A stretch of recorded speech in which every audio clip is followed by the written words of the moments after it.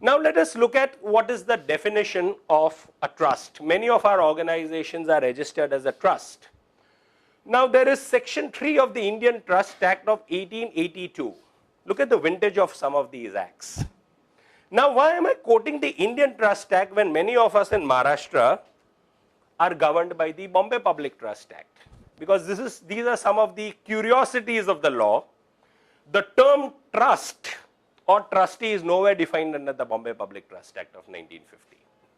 It's an omission. So what do we do in law when you don't have it in the primary law? You go to a related law. So you draw the inference from that.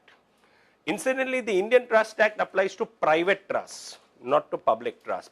Private meaning trusts that are created for benefit of family members or employees of certain organizations. Sometimes you even create provident fund trusts.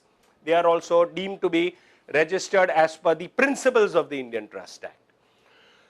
So section 3 of the Indian Trust Act 1882 defines a trust as an obligation annexed to the ownership of property and arising out of a confidence reposed in and accepted by the owner or declared and accepted by him for the benefit of another. Look at the confusing language. You can't make head and tail out of what's really. But basically what does it speak about? It says that it's an obligation that a trustee voluntarily takes on. It says it is annexed to the ownership of property. Now the lay person, whenever they think of property, they think in terms of lands, buildings, but property can be a sum of money.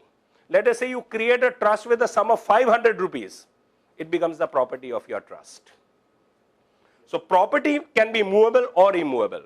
So it's an obligation which is annexed to the ownership of property. That means there is a property, which is funds, assets, etc., to which you are as a trustee annexed.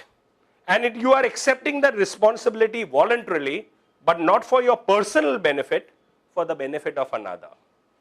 Who's the another? The poor and needy, the visually impaired, whosoever you want. So the concept of trust and trusteeship is captured over here. That end of the day, what is a trustee? A trustee is one who takes on an obligation to manage property. The property legally vests in the trustee as it belongs to him or her, must be managed as judiciously as if it's his own, but not for his personal benefit, for the benefit of the beneficiaries as named in your charter. What is your charter?